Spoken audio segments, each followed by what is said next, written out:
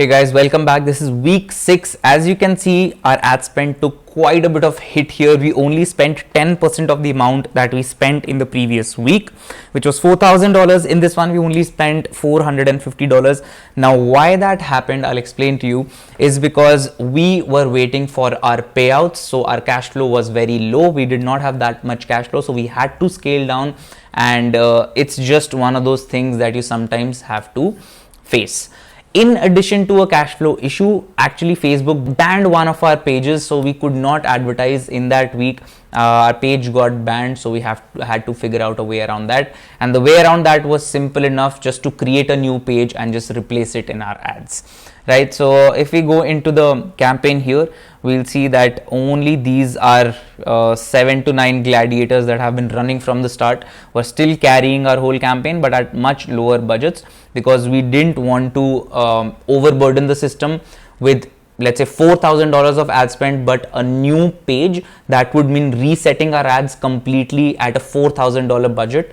We did not want to do that, so we scaled them down and actually managed to maintain our ROAS to an almost 11x, over 10x, which is great, because in the case of something like this, when Facebook is banning your page, or banning your profile or anything like that, and you're restarting your ads, you do not want to maintain the same ad spend, because it's essentially you starting from the beginning, and nobody spends $4,000 on testing phase. Yes, your pixel has gathered a lot of data, your website has been very active, and your ad account is also gathering data, but just in case you do go through a ban or something like that, I do not suggest starting off at the same ad spend. Scale down a little bit. In this case, yes, we scaled down quite a bit, but essentially all that mattered to us was maintaining our ROAS, and well, we managed to do that, right? So again, no real changes except for the budget here in this whole week, and in the lookalike audience, no changes whatsoever, and just took a little bit of a 10 to 15% hit in the ROAS. Once again, managed to maintain a sub $1 cost per purchase. So overall this week, although the overall ad spend was really low, just 10%, our average ROAS tended to stay the same, which was the most important thing there is when you're advertising. So let's move on to week number 7. So in this one, we will be going off to the 2nd of November. So let's say in this week, once again, we're taking it slow. Our page is probably still banned, and as you can see, this ban is now starting to affect the lookalike audience campaign, where it is just at a 0.51x ROAS. As you can see, it really starts hampering the overall profitability of the product, right? And you can also see that now we're about to touch the 2-month mark. From 15th of September, we've reached the 2nd of November. We're just about 12 days, 13 days out to actually hit our 2-month mark.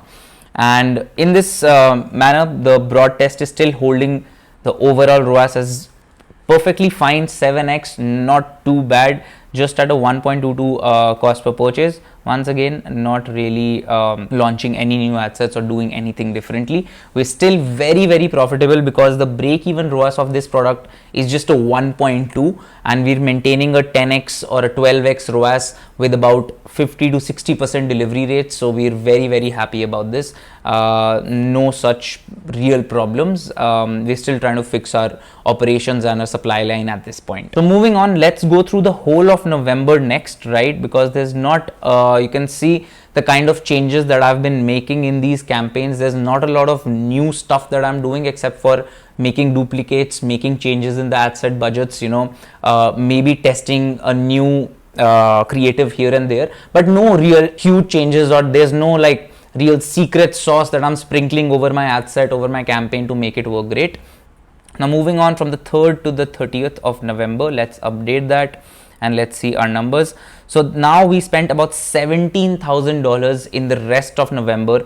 Our ad spends clearly increased back up, but our ROAS, our average ROAS, was not the best, 6.74. But once again, even with an average 50% delivery rate, that is still almost a 4x ROAS, almost a 3.5x ROAS, which is totally fine. If my break-even ROAS is just 1.2, this is a highly profitable product still.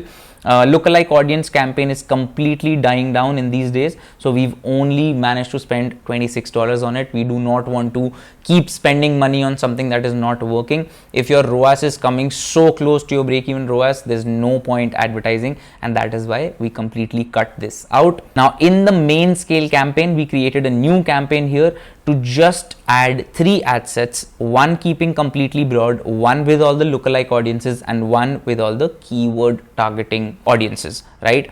And we only managed to spend about $30 on this because right from the get-go, the ROAS was just not desirable at all. Our cost per purchase was over $2, which would not make sense for us, so we did not spend any money on that. And that is a big part of scaling and de-escalating products, that if something stops working, because as you can see, we've crossed the 2-month mark here, stuff will stop working. It cannot go on forever, especially with these viral kind of products. So you have to know when to start scaling down. You do not have to spend a lot of money, especially on the campaigns that do not work, right? Now in the Projector broad test campaign, let's see what was happening in here. So on this ad set, we managed to spend around $3,000, and overall our ROAS, let's see what was the highest ROAS we managed to achieve. So yeah, it was the same one with a 7.26. So the great thing was that the ad set with the highest spend also had the highest ROAS, and that is why our average was still around a 7x. Not as good as a 14x or a 20x, of course, but as long as we were profitable, we were fine with it. And that's about it. $17,000 spent. As you can see, we created some new duplicates. So with men 1 and 3 ad set, we created 3 new duplicates, 1, 2 and 3, and these spent about, I think, $50 to $100 per day, just completely using the same principles in the course that I've shown, just using duplicates, just using higher budgets, just testing new creatives. That's about it, right? And no more narrowing. I know in the initial stages of this campaign, we actually managed to narrow it down to a single gender, but mostly you'll never be forced to do that, because most of the products will be sold to both the genders, and you'll see an even split of the ad spend, right? So here once again, our old videos are still going on. We created some new duplicates of this ad set as well. Video $350, as you can see, 1, 2 and 3 new ad sets were created to $50 each. Now here we did some narrowing further to just men aged 18 to 44. That's because we were seeing that our data was showing us that only men aged 18 to 44 were being targeted. Now how did we know that? There's a way to actually find this out. If you don't know yet, I'm going to show it to you right now.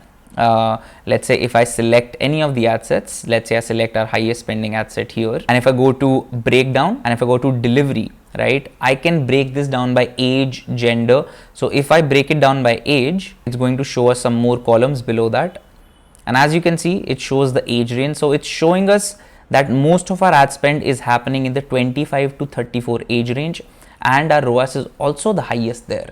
So that way you can narrow down these ad sets. Now I've not included this in the course because in the Indian market you don't exactly need to do that. You don't exactly have to do that. It doesn't come around that often, but in case you feel like you have to, please use the breakdown tool. You can do it by gender, by age, even by some placements right here, which will show you if Instagram is working better, or let's just see what was working the best here for us. So Business Explore was doing all right. I'm pretty sure it's not getting a lot of the ad spend though.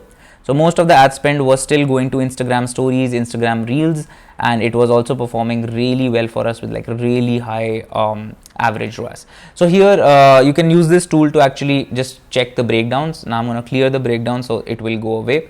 Most of the times this will not be very useful.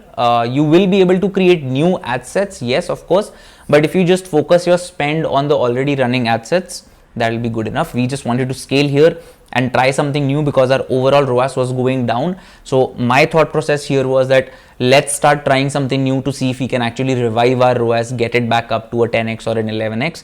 But once again, it did not work as well as I had planned. We were profitable, yes, but overall the ROAS just did not hold, and that was a clear indication for us that the product had started dying. So that's about for this video. We're through November. We just have a few more weeks left of this product staying alive, and I'll actually show you in the next a few weeks, in the next 2 months. We actually ended this in the end of Jan. In the next few weeks, in the next 2 months, how this product died down and how we actually de-escalated our spend as to not go into a loss. So I'll see you in the next video and we'll go through December.